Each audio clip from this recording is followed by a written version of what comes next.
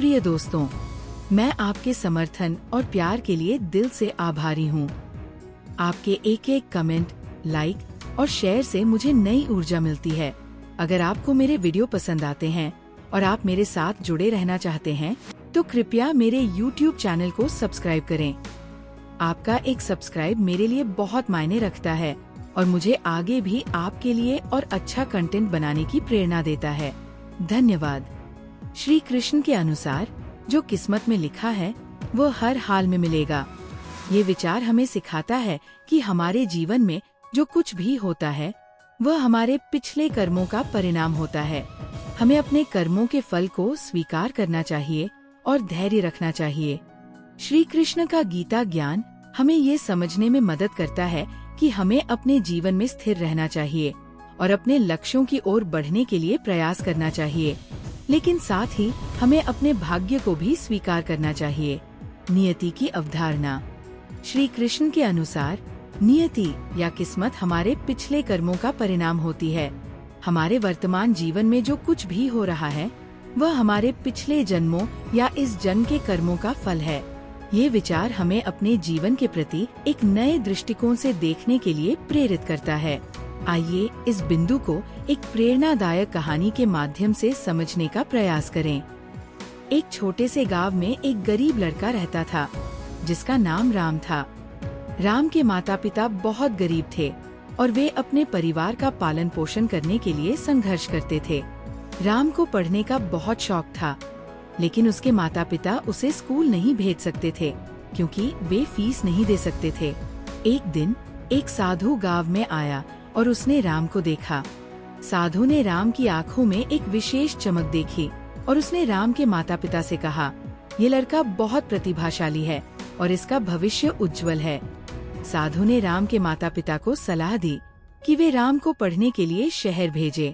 राम के माता पिता ने साधु की बात मानी और राम को शहर में पढ़ने के लिए भेज दिया। शहर में राम ने बहुत मेहनत की और उसने अपनी पढ़ाई पूरी की, लेकिन जब वो नौकरी की तलाश में निकला तो उसे कोई अच्छी नौकरी नहीं मिली। राम ने बहुत कोशिश की, लेकिन वो असफल रहा। राम ने सोचा कि शायद उसकी किस्मत में अच्छी नौकरी नहीं है। वो वापस गांव में आ गया और उसने अपने माता पिता के साथ खेती में मदद करने का फैसला किया। लेकिन राम के मन में अभी भी एक इच्छा थी कि वह कुछ बड़ा करे। एक दिन राम को एक अवसर मिला जब एक बड़े व्यवसायी ने गांव में एक फैक्ट्री लगाने का फैसला किया।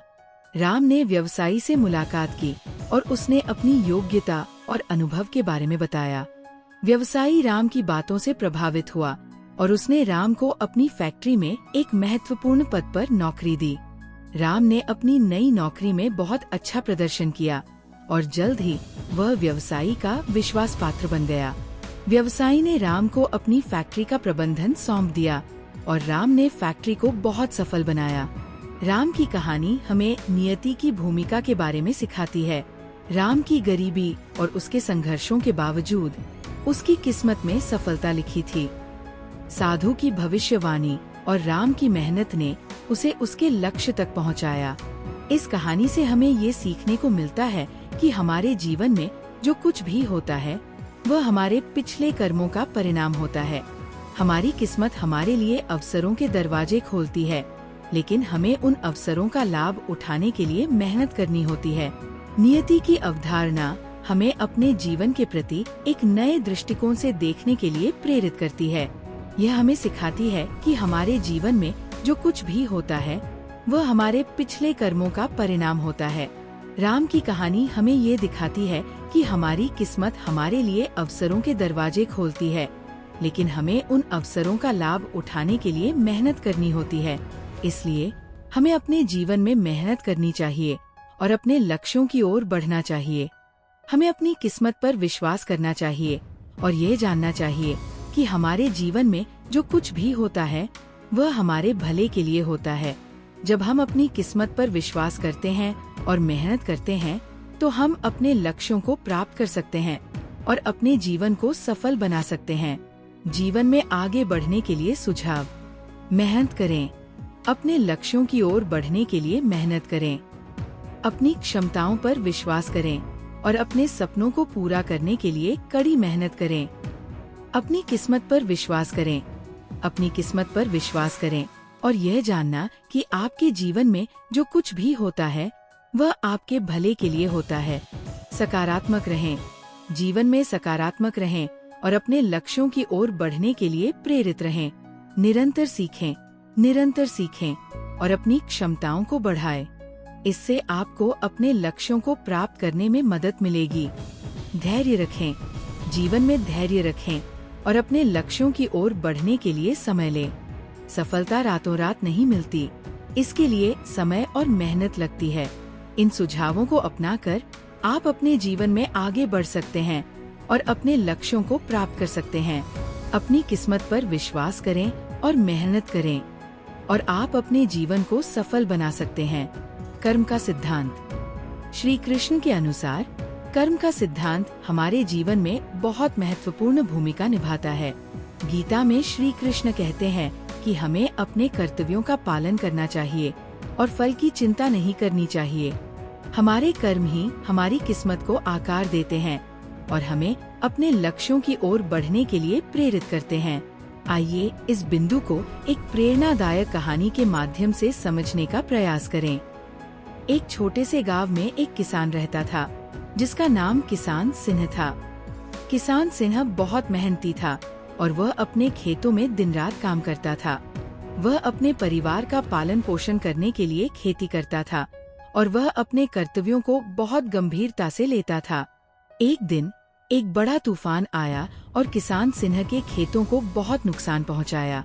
किसान सिंह के खेतों में फसलें नष्ट हो गयी और वह बहुत परेशान हो गया। उसने सोचा कि अब वह अपने परिवार का पालन पोषण कैसे करेगा, लेकिन किसान सिंह ने हार नहीं मानी। उसने अपने खेतों को फिर से तैयार किया और नई फसलें बोई। उसने बहुत मेहनत की और अपने खेतों की देखभाल की। धीरे धीरे उसके खेतों में फिर से फसलें उगने लगी और वह अपने परिवार का पालन पोषण करने में सफल रहा। किसान सिंह की कहानी हमें कर्म की भूमिका के बारे में सिखाती है। किसान सिंह ने अपने कर्तव्यों का पालन किया और फल की चिंता नहीं की। उसने अपने खेतों में मेहनत की और अपने परिवार का पालन पोषण करने में सफल रहा। इस कहानी से हमें ये सीखने को मिलता है कि हमारे कर्म ही हमारी किस्मत को आकार देते हैं। जब हम अपने कर्तव्यों का पालन करते हैं और मेहनत करते हैं तो हम अपने लक्ष्यों की ओर बढ़ने में सफल होते हैं। गीता में श्री कृष्ण कहते हैं कि हमें फल की आसक्ति से मुक्त होना चाहिए। इसका अर्थ है कि हमें अपने कर्मों के फल की चिंता नहीं करनी चाहिए। हमें अपने कर्तव्यों का पालन करना चाहिए और फल को ईश्वर की इच्छा पर छोड़ देना चाहिए। जब हम फल की आसक्ति से मुक्त होते हैं तो हम अपने कर्मों में अधिक स्वतंत्रता और आनंद का अनुभव करते हैं। हम अपने लक्ष्यों की ओर बढ़ने के लिए अधिक प्रेरित होते हैं और हम अपने जीवन में अधिक संतुष्टि का अनुभव करते हैं। कर्म का सिद्धांत हमें अपने जीवन में बहुत महत्वपूर्ण भूमिका निभाता है। जब हम अपने कर्तव्यों का पालन करते हैं और मेहनत करते हैं तो हम अपने लक्ष्यों की ओर बढ़ने में सफल होते हैं। हमें फल की आसक्ति से मुक्त होना चाहिए और अपने कर्मों में अधिक स्वतंत्रता और आनंद का अनुभव करना चाहिए। इसलिए हमें अपने जीवन में कर्म का सिद्धांत अपनाना चाहिए और अपने कर्तव्यों का पालन करना चाहिए। जब हम अपने कर्मों में मेहनत करते हैं और फल की चिंता नहीं करते तो हम अपने जीवन में अधिक संतुष्टि और सफलता का अनुभव करते हैं। जीवन में आगे बढ़ने के लिए सुझाव। अपने कर्तव्यों का पालन करें। अपने कर्तव्यों का पालन करें और मेहनत करें। इससे आपको अपने लक्ष्यों की ओर बढ़ने में मदद मिलेगी। फल की आसक्ति से मुक्त हों। फल की आसक्ति से मुक्त हों और अपने कर्मों में अधिक स्वतंत्रता और आनंद का अनुभव करें। निरंतर सीखें, निरंतर सीखें और अपनी क्षमताओं को बढ़ाएं। इससे आपको अपने लक्ष्यों को प्राप्त करने में मदद मिलेगी। धैर्य रखें।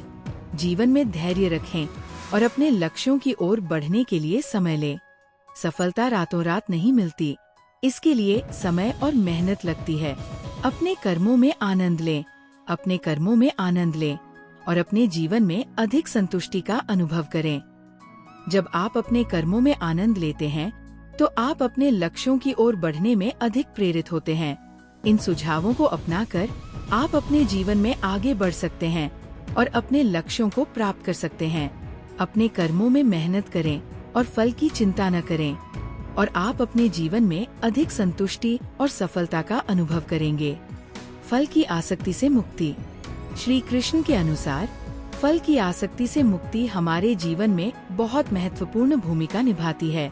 गीता में श्री कृष्ण कहते हैं कि हमें अपने कर्मों के फल की आसक्ति से मुक्त होना चाहिए। इसका अर्थ है कि हमें अपने कर्मों के परिणाम की चिंता नहीं करनी चाहिए। आइए इस बिंदु को एक प्रेरणादायक कहानी के माध्यम से समझने का प्रयास करें। एक छोटे से शहर में एक संगीतकार रहता था जिसका नाम रोहन था।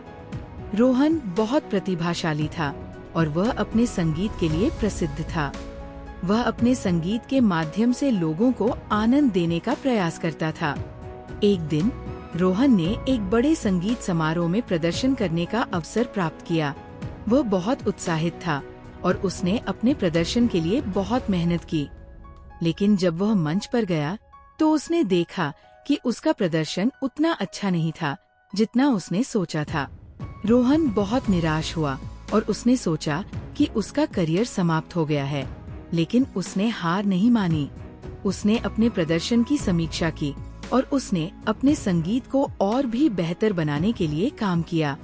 धीरे धीरे रोहन का संगीत फिर से प्रसिद्ध होने लगा और वह अपने क्षेत्र में एक महान संगीतकार बन गया। लेकिन रोहन ने कभी भी अपने संगीत के फल की आसक्ति नहीं की। वह केवल अपने संगीत के माध्यम से लोगों को आनंद देने का प्रयास करता था।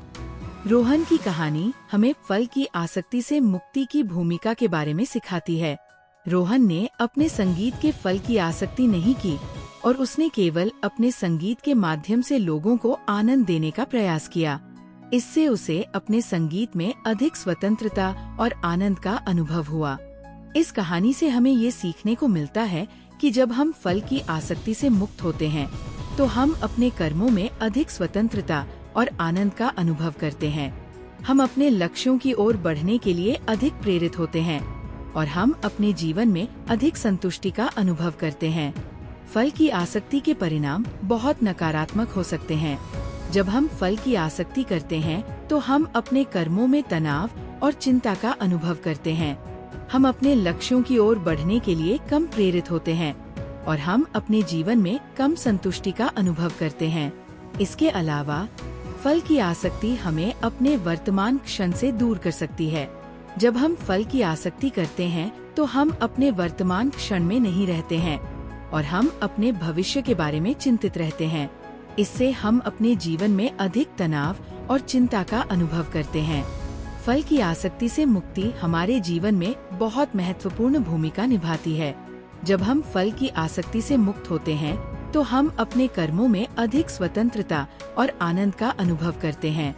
हम अपने लक्ष्यों की ओर बढ़ने के लिए अधिक प्रेरित होते हैं और हम अपने जीवन में अधिक संतुष्टि का अनुभव करते हैं। इसलिए हमें अपने जीवन में फल की आसक्ति से मुक्ति का प्रयास करना चाहिए। हमें अपने कर्मों के फल की चिंता नहीं करनी चाहिए और हमें अपने वर्तमान क्षण में रहना चाहिए। जब हम फल की आसक्ति से मुक्त होते हैं तो हम अपने जीवन में अधिक संतुष्टि और सफलता का अनुभव करते हैं। जीवन में आगे बढ़ने के लिए सुझाव। फल की आसक्ति से मुक्त हों। फल की आसक्ति से मुक्त हों और अपने कर्मों में अधिक स्वतंत्रता और आनंद का अनुभव करें। वर्तमान क्षण में रहें। वर्तमान क्षण में रहें और अपने भविष्य के बारे में चिंतित न हों। अपने कर्मों में आनंद लें। अपने कर्मों में आनंद लें और अपने जीवन में अधिक संतुष्टि का अनुभव करें। निरंतर सीखें। निरंतर सीखें और अपनी क्षमताओं को बढ़ाएं। इससे आपको अपने लक्ष्यों को प्राप्त करने में मदद मिलेगी। धैर्य रखें। जीवन में धैर्य रखें और अपने लक्ष्यों की ओर बढ़ने के लिए समय लें। सफलता रातों रात नहीं मिलती, इसके लिए समय और मेहनत लगती है। इन सुझावों को अपनाकर आप अपने जीवन में आगे बढ़ सकते हैं और अपने लक्ष्यों को प्राप्त कर सकते हैं। फल की आसक्ति से मुक्ति आपको अपने जीवन में अधिक संतुष्टि और सफलता का अनुभव करने में मदद करेगी। धैर्य और संयम। श्री कृष्ण के अनुसार धैर्य और संयम हमारे जीवन में बहुत महत्वपूर्ण भूमिका निभाते हैं। गीता में श्री कृष्ण कहते हैं कि हमें जीवन के उतार चढ़ाव में धैर्य और संयम बनाए रखना चाहिए। आइए इस बिंदु को एक प्रेरणादायक कहानी के माध्यम से समझने का प्रयास करें। एक छोटे से जंगल में एक पेड़ रहता था जो बहुत ऊंचा और मजबूत था। वह जंगल के सभी पेड़ों में सबसे ऊंचा था और वह अपनी सुंदरता और मजबूती के लिए प्रसिद्ध था। एक दिन एक बड़ा तूफान आया और जंगल के सभी पेड़ों को हिला दिया। पेड़ ने अपने आप को बचाने के लिए बहुत कोशिश की, लेकिन वह तूफान के सामने खड़ा नहीं रह सका। वह झुक गया और उसकी शाखाएं टूट गईं। लेकिन पेड़ ने हार नहीं मानी। उसने अपने आप को धीरे धीरे ठीक किया और अपनी शाखाओं को फिर से उगाया। उसने अपने आप को मजबूत बनाने के लिए बहुत मेहनत की और जल्द ही वह फिर से खड़ा हो गया। पेड़ की कहानी हमें धैर्य और संयम की भूमिका के बारे में सिखाती है।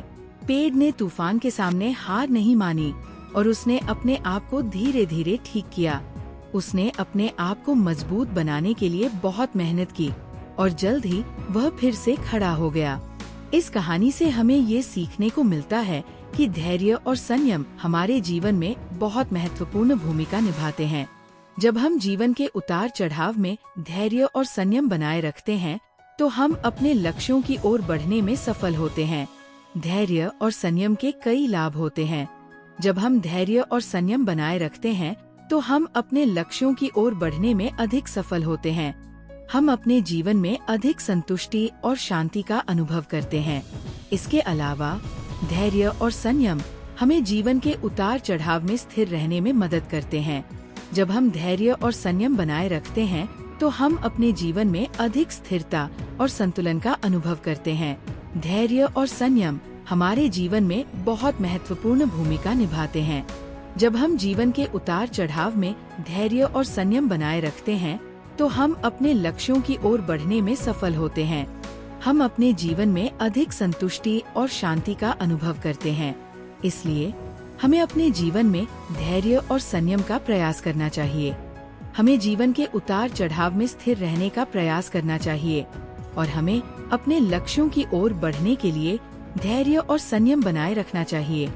जीवन में आगे बढ़ने के लिए सुझाव: धैर्य रखें, जीवन में धैर्य रखें और अपने लक्ष्यों की ओर बढ़ने के लिए समय लें। संयम बनाए रखें, जीवन के उतार चढ़ाव में संयम बनाए रखें और स्थिर रहने का प्रयास करें। निरंतर सीखें और अपनी क्षमताओं को बढ़ाएं। इससे आपको अपने लक्ष्यों को प्राप्त करने में मदद मिलेगी। अपने आप पर विश्वास रखें और अपने लक्ष्यों की ओर बढ़ने के लिए प्रेरित रहें। सकारात्मक रहें, जीवन में सकारात्मक रहें और अपने लक्ष्यों की ओर बढ़ने के लिए प्रेरित रहें। इन सुझावों को अपनाकर आप अपने जीवन में आगे बढ़ सकते हैं और अपने लक्ष्यों को प्राप्त कर सकते हैं। धैर्य और संयम आपको अपने जीवन में अधिक संतुष्टि और सफलता का अनुभव करने में मदद करेंगे। आत्मसमर्पण: श्री कृष्ण के अनुसार आत्मसमर्पण हमारे जीवन में बहुत महत्वपूर्ण भूमिका निभाता है। गीता में श्री कृष्ण कहते हैं कि हमें अपने आप को ईश्वर की इच्छा के प्रति समर्पित कर देना चाहिए। आइए इस बिंदु को एक प्रेरणादायक कहानी के माध्यम से समझने का प्रयास करें। एक छोटे से गांव में एक नदी बहती थी जो बहुत शांत और सुंदर थी। नदी के किनारे पर एक छोटा सा मंदिर था जहां लोग पूजा करने आते थे। एक दिन एक व्यक्ति ने मंदिर के पुजारी से पूछा, पुजारी जी, नदी इतनी शांत और सुंदर क्यों है? पुजारी ने कहा, नदी शांत और सुंदर है क्योंकि वह अपने प्रवाह को रोकती नहीं है। वह अपने मार्ग में आने वाली हर चीज को स्वीकार करती है और आगे बढ़ती रहती है। व्यक्ति ने पूछा, लेकिन पुजारी जी, नदी के मार्ग में तो कई बाधाएं आती होंगी? पुजारी ने कहा, हाँ, नदी के मार्ग में कई बाधाएं आती हैं, लेकिन वह उन्हें स्वीकार करती है और अपने मार्ग को बदलती नहीं है। वह अपने आप को परिस्थितियों के प्रति समर्पित कर देती है और आगे बढ़ती रहती है। नदी की कहानी हमें आत्मसमर्पण की भूमिका के बारे में सिखाती है। नदी अपने आप को परिस्थितियों के प्रति समर्पित कर देती है और आगे बढ़ती रहती है। वह अपने मार्ग में आने वाली हर चीज को स्वीकार करती है और अपने आप को बदलती नहीं है। इस कहानी से हमें ये सीखने को मिलता है कि आत्मसमर्पण हमारे जीवन में बहुत महत्वपूर्ण भूमिका निभाता है। जब हम अपने आप को ईश्वर की इच्छा के प्रति समर्पित करते हैं, तो हम अपने जीवन में अधिक शांति और संतुष्टि का अनुभव करते हैं। आत्मसमर्पण के लाभ। आत्मसमर्पण के कई लाभ होते हैं। जब हम अपने आप को ईश्वर की इच्छा के प्रति समर्पित करते हैं, तो हम अपने जीवन में अधिक शांति और संतुष्टि का अनुभव करते हैं।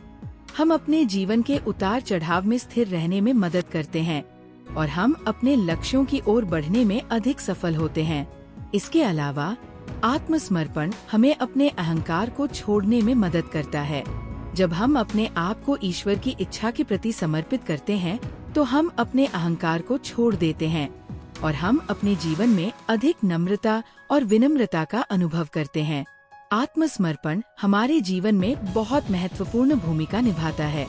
जब हम अपने आप को ईश्वर की इच्छा के प्रति समर्पित करते हैं, तो हम अपने जीवन में अधिक शांति और संतुष्टि का अनुभव करते हैं। हम अपने जीवन के उतार चढ़ाव में स्थिर रहने में मदद करते हैं और हम अपने लक्ष्यों की ओर बढ़ने में अधिक सफल होते हैं। इसलिए हमें अपने जीवन में आत्मसमर्पण का प्रयास करना चाहिए। हमें अपने आप को ईश्वर की इच्छा के प्रति समर्पित करना चाहिए और अपने जीवन में अधिक शांति और संतुष्टि का अनुभव करना चाहिए। जीवन में आगे बढ़ने के लिए सुझाव। आत्मसमर्पण करें। अपने आप को ईश्वर की इच्छा के प्रति समर्पित करें और अपने जीवन में अधिक शांति और संतुष्टि का अनुभव करें। अहंकार छोड़े। अपने अहंकार को छोड़े और अपने जीवन में अधिक नम्रता और विनम्रता का अनुभव करें। निरंतर सीखें। निरंतर सीखें और अपनी क्षमताओं को बढ़ाएं। इससे आपको अपने लक्ष्यों को प्राप्त करने में मदद मिलेगी। सकारात्मक रहें। जीवन में सकारात्मक रहें और अपने लक्ष्यों की ओर बढ़ने के लिए प्रेरित रहें। धैर्य रखें। जीवन में धैर्य रखें और अपने लक्ष्यों की ओर बढ़ने के लिए समय लें। इन सुझावों को अपनाकर आप अपने जीवन में आगे बढ़ सकते हैं और अपने लक्ष्यों को प्राप्त कर सकते हैं। आत्मसमर्पण आपको अपने जीवन में अधिक शांति और संतुष्टि का अनुभव करने में मदद करेगा। निष्काम कर्म। श्री कृष्ण के अनुसार निष्काम कर्म हमारे जीवन में बहुत महत्वपूर्ण भूमिका निभाता है। गीता में श्री कृष्ण कहते हैं कि हमें अपने कर्मों को बिना किसी व्यक्तिगत लाभ या फल की इच्छा के करना चाहिए। आइए इस बिंदु को एक प्रेरणादायक कहानी के माध्यम से समझने का प्रयास करें। एक छोटे से गांव में एक चिकित्सक रहता था, जो बहुत ही समर्पित और निस्वार्थ था। वह अपने मरीजों की सेवा करने में बहुत आनंद लेता था और वह कभी भी अपने काम के लिए किसी भी प्रकार का पुरस्कार या प्रशंसा की अपेक्षा नहीं करता था। एक दिन एक गरीब मरीज उसके पास आया, जो बहुत बीमार था। चिकित्सक ने उसकी सेवा की और उसे ठीक करने के लिए बहुत मेहनत की। मरीज ठीक हो गया और उसने चिकित्सक को धन्यवाद दिया। चिकित्सक ने कहा, मैंने आपका इलाज इसलिए किया क्योंकि ये मेरा कर्तव्य है, न कि किसी पुरस्कार या प्रशंसा के लिए। मैं बस अपना काम करना चाहता था और आपकी मदद करना चाहता था। चिकित्सक की कहानी हमें निष्काम कर्म की भूमिका के बारे में सिखाती है। चिकित्सक ने अपने काम को बिना किसी व्यक्तिगत लाभ या फल की इच्छा के किया। उसने बस अपना कर्तव्य निभाया और मरीज की मदद की। इस कहानी से हमें ये सीखने को मिलता है कि निष्काम कर्म हमारे जीवन में बहुत महत्वपूर्ण भूमिका निभाता है। जब हम अपने कर्मों को बिना किसी व्यक्तिगत लाभ या फल की इच्छा के करते हैं, तो हम अपने जीवन में अधिक संतुष्टि और शांति का अनुभव करते हैं। निष्काम कर्म के लाभ। निष्काम कर्म के कई लाभ होते हैं। जब हम अपने कर्मों को बिना किसी व्यक्तिगत लाभ या फल की इच्छा के करते हैं, तो हम अपने जीवन में अधिक संतुष्टि और शांति का अनुभव करते हैं। हम अपने काम में अधिक आनंद लेते हैं और हम अपने लक्ष्यों की ओर बढ़ने में अधिक सफल होते हैं। इसके अलावा निष्काम कर्म हमें अपने अहंकार को छोड़ने में मदद करता है। जब हम अपने कर्मों को बिना किसी व्यक्तिगत लाभ या फल की इच्छा के करते हैं, तो हम अपने अहंकार को छोड़ देते हैं और हम अपने जीवन में अधिक नम्रता और विनम्रता का अनुभव करते हैं। निष्काम कर्म हमारे जीवन में बहुत महत्वपूर्ण भूमिका निभाता है। जब हम अपने कर्मों को बिना किसी व्यक्तिगत लाभ या फल की इच्छा के करते हैं, तो हम अपने जीवन में अधिक संतुष्टि और शांति का अनुभव करते हैं। हम अपने काम में अधिक आनंद लेते हैं और हम अपने लक्ष्यों की ओर बढ़ने में अधिक सफल होते हैं। इसलिए हमें अपने जीवन में निष्काम कर्म का प्रयास करना चाहिए। हमें अपने कर्मों को बिना किसी व्यक्तिगत लाभ या फल की इच्छा के करना चाहिए और अपने जीवन में अधिक संतुष्टि और शांति का अनुभव करना चाहिए। जीवन में आगे बढ़ने के लिए सुझाव: निष्काम कर्म करें। अपने कर्मों को बिना किसी व्यक्तिगत लाभ या फल की इच्छा के करें और अपने जीवन में अधिक संतुष्टि और शांति का अनुभव करें। अहंकार छोड़े। अपने अहंकार को छोड़े और अपने जीवन में अधिक नम्रता और विनम्रता का अनुभव करें। निरंतर सीखें और अपनी क्षमताओं को बढ़ाएं। इससे आपको अपने लक्ष्यों को प्राप्त करने में मदद मिलेगी। सकारात्मक रहें। जीवन में सकारात्मक रहें और अपने लक्ष्यों की ओर बढ़ने के लिए प्रेरित रहें। धैर्य रखें। जीवन में धैर्य रखें और अपने लक्ष्यों की ओर बढ़ने के लिए समय लें। इन सुझावों को अपनाकर आप अपने जीवन में आगे बढ़ सकते हैं और अपने लक्ष्यों को प्राप्त कर सकते हैं। निष्काम कर्म आपको अपने जीवन में अधिक संतुष्टि और शांति का अनुभव करने में मदद करेगा। आध्यात्मिक विकास। श्री कृष्ण के अनुसार आध्यात्मिक विकास हमारे जीवन का सबसे महत्वपूर्ण उद्देश्य है। गीता में श्री कृष्ण कहते हैं कि हमें अपने जीवन को आध्यात्मिक रूप से विकसित करने का प्रयास करना चाहिए। आइए इस बिंदु को एक प्रेरणादायक कहानी के माध्यम से समझने का प्रयास करें। एक छोटे से गांव में एक साधक रहता था जो बहुत ही आध्यात्मिक और धार्मिक था। वह अपने जीवन को आध्यात्मिक रूप से विकसित करने के लिए बहुत मेहनत करता था। वह नियमित रूप से ध्यान करता था और आध्यात्मिक ग्रंथों का अध्ययन करता था। एक दिन एक गुरु उसके पास आया और उसने साधक को देखा। गुरु ने कहा, तुम्हारा आध्यात्मिक विकास बहुत ही अद्भुत है। तुमने अपने जीवन को आध्यात्मिक रूप से विकसित करने के लिए बहुत मेहनत की है। साधक ने कहा, मैंने अपने जीवन को आध्यात्मिक रूप से विकसित करने के लिए बहुत मेहनत की है, लेकिन मैं अभी भी सीख रहा हूँ। मैं अपने आप को और भी अधिक आध्यात्मिक रूप से विकसित करने का प्रयास कर रहा हूँ। साधक की कहानी हमें आध्यात्मिक विकास की भूमिका के बारे में सिखाती है। साधक ने अपने जीवन को आध्यात्मिक रूप से विकसित करने के लिए बहुत मेहनत की और उसने अपने आप को और भी अधिक आध्यात्मिक रूप से विकसित करने का प्रयास किया। इस कहानी से हमें ये सीखने को मिलता है कि आध्यात्मिक विकास हमारे जीवन में बहुत महत्वपूर्ण भूमिका निभाता है। जब हम अपने जीवन को आध्यात्मिक रूप से विकसित करते हैं, तो हम अपने जीवन में अधिक शांति और संतुष्टि का अनुभव करते हैं। आध्यात्मिक विकास के लाभ। आध्यात्मिक विकास के कई लाभ होते हैं। जब हम अपने जीवन को आध्यात्मिक रूप से विकसित करते हैं, तो हम अपने जीवन में अधिक शांति और संतुष्टि का अनुभव करते हैं। हम अपने जीवन के उद्देश्यों को अधिक स्पष्ट रूप से समझते हैं और हम अपने लक्ष्यों की ओर बढ़ने में अधिक सफल होते हैं। इसके अलावा आध्यात्मिक विकास हमें अपने जीवन में अधिक अर्थ और उद्देश्य का अनुभव करने में मदद करता है। जब हम अपने जीवन को आध्यात्मिक रूप से विकसित करते हैं, तो हम अपने जीवन में अधिक अर्थ और उद्देश्य का अनुभव करते हैं और हम अपने जीवन को अधिक सकारात्मक और अर्थपूर्ण बनाते हैं। आध्यात्मिक विकास हमारे जीवन में बहुत महत्वपूर्ण भूमिका निभाता है। जब हम अपने जीवन को आध्यात्मिक रूप से विकसित करते हैं, तो हम अपने जीवन में अधिक शांति और संतुष्टि का अनुभव करते हैं।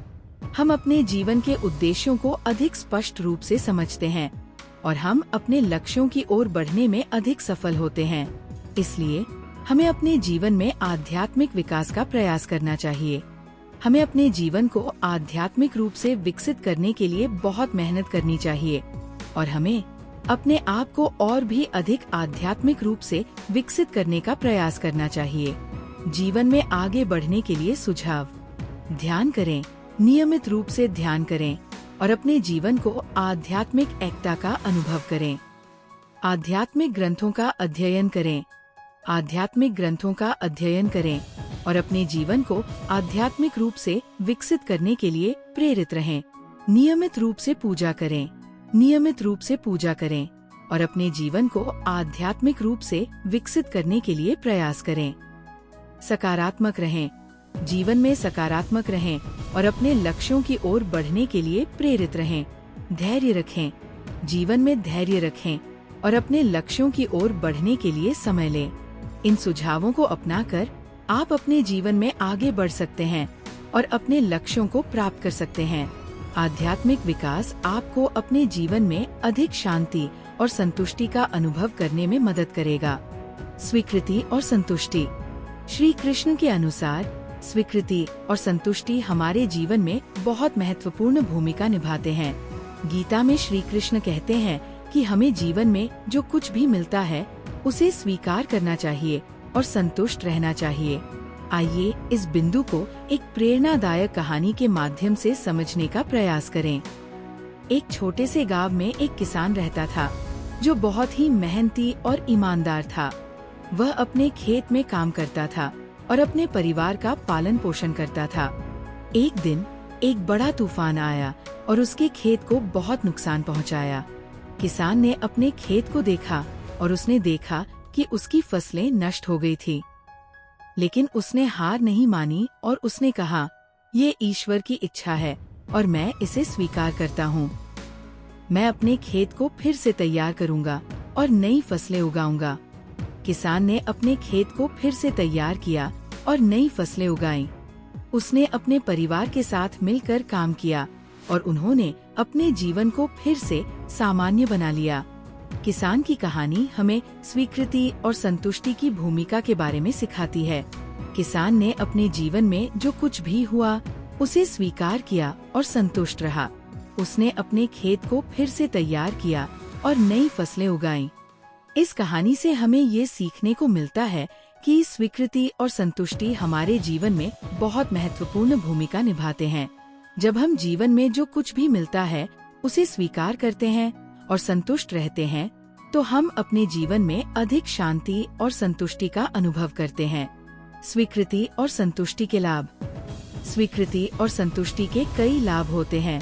जब हम जीवन में जो कुछ भी मिलता है उसे स्वीकार करते हैं और संतुष्ट रहते हैं, तो हम अपने जीवन में अधिक शांति और संतुष्टि का अनुभव करते हैं। हम अपने जीवन के उतार चढ़ाव में स्थिर रहने में मदद करते हैं और हम अपने लक्ष्यों की ओर बढ़ने में अधिक सफल होते हैं। इसके अलावा स्वीकृति और संतुष्टि हमें अपने जीवन में अधिक सकारात्मक और आशावादी बनने में मदद करते हैं। जब हम जीवन में जो कुछ भी मिलता है उसे स्वीकार करते हैं और संतुष्ट रहते हैं, तो हम अपने जीवन में अधिक सकारात्मक और आशावादी बनते हैं और हम अपने लक्ष्यों की ओर बढ़ने में अधिक सफल होते हैं। स्वीकृति और संतुष्टि हमारे जीवन में बहुत महत्वपूर्ण भूमिका निभाते हैं। जब हम जीवन में जो कुछ भी मिलता है उसे स्वीकार करते हैं और संतुष्ट रहते हैं, तो हम अपने जीवन में अधिक शांति और संतुष्टि का अनुभव करते हैं। हम अपने जीवन के उतार चढ़ाव में स्थिर रहने में मदद करते हैं और हम अपने लक्ष्यों की ओर बढ़ने में अधिक सफल होते हैं। इसलिए हमें अपने जीवन में स्वीकृति और संतुष्टि का प्रयास करना चाहिए। हमें जीवन में जो कुछ भी मिलता है उसे स्वीकार करना चाहिए और संतुष्ट रहना चाहिए। इससे हम अपने जीवन में अधिक शांति और संतुष्टि का अनुभव करेंगे और हम अपने लक्ष्यों की ओर बढ़ने में अधिक सफल होंगे। जीवन में आगे बढ़ने के लिए सुझाव। स्वीकृति करें। जीवन में जो कुछ भी मिलता है उसे स्वीकार करें और संतुष्ट रहें। सकारात्मक रहें। जीवन में सकारात्मक रहें और अपने लक्ष्यों की ओर बढ़ने के लिए प्रेरित रहें। धैर्य रखें। जीवन में धैर्य रखें और अपने लक्ष्यों की ओर बढ़ने के लिए समय लें। निरंतर सीखें। निरंतर सीखें और अपनी क्षमताओं को बढ़ाएं। इससे आपको अपने लक्ष्यों को प्राप्त करने में मदद मिलेगी। आत्म मूल्यांकन करें। अपने जीवन का आत्म मूल्यांकन करें और अपने लक्ष्यों की ओर बढ़ने के लिए आवश्यक कदम उठाएं। इन सुझावों को अपनाकर आप अपने जीवन में आगे बढ़ सकते हैं और अपने लक्ष्यों को प्राप्त कर सकते हैं। स्वीकृति और संतुष्टि आपको अपने जीवन में अधिक शांति और संतुष्टि का अनुभव करने में मदद करेंगे।